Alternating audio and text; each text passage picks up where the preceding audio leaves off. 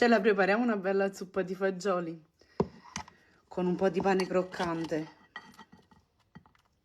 Che dite?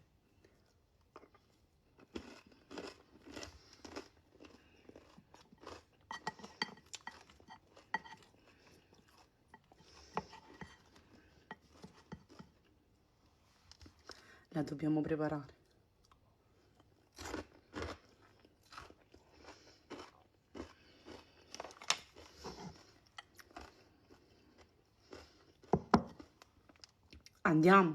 Andiamo.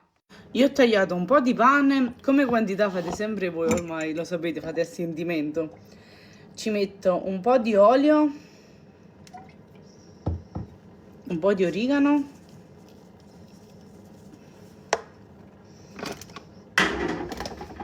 po' di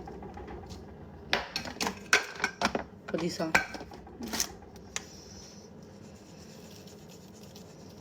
Così. Ci do una bella mescolata e questi qua li passiamo un po' in friggitrice ad aria. Ho aggiunto anche un po' di formaggio grattugiato. Ecco qua.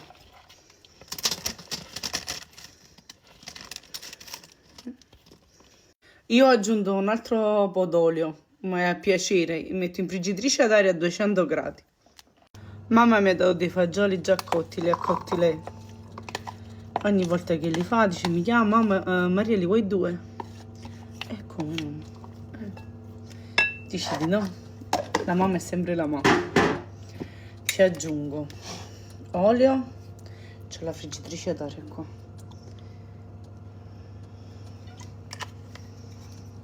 Origano.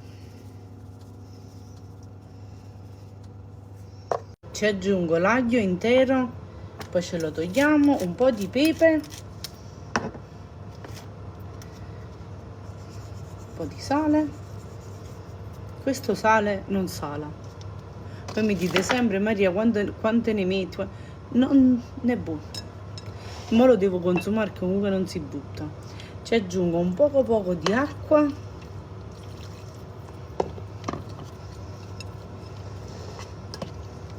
E questa qua